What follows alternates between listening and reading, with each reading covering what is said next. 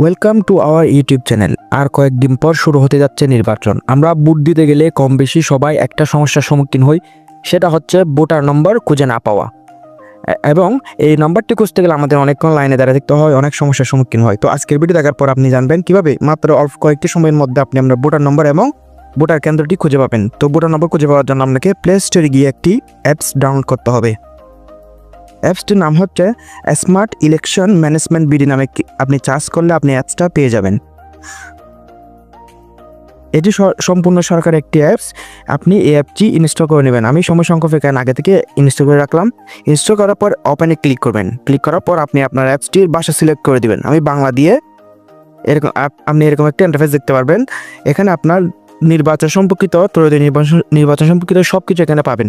তো আমি আমার ভোটার নম্বরটি খোঁজার জন্য আমি ত্রয়োদশ নির্বাচনের উপর ক্লিক করে দিব। ক্লিক করার পরে এরকম একটা ইন্টারফেস আসবে। এখানে বিভাগীয় সব কিছু আপনি খুঁজে পাবেন।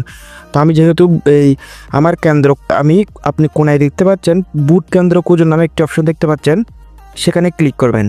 ক্লিক করার পরে এরকম একটা ইন্টারফেস আসবে। এখানে আপনাকে আপনার বুথের এনআইডি নাম্বারটা দিয়ে দিতে হবে।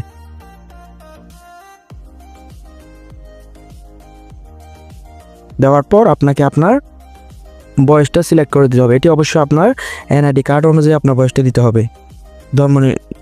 ডেট অফ বার্থটি দিয়ে দিতে হবে। দেওয়ার পর ওকেতে ক্লিক করে দিবেন। এগুলো শেষ হলে আপনি সার্চে ক্লিক করে দিবেন। ক্লিক করার সাথে সাথে দেখতে পাচ্ছেন আপনার ভোটার নম্বর এবং আপনার সিরিয়াল নম্বর এবং আপনার ভোট কেন্দ্র। তো আমি কিছু নিরাপত্তাজনিত কারণে আমি এগুলোকে হাইড করে রাখছি।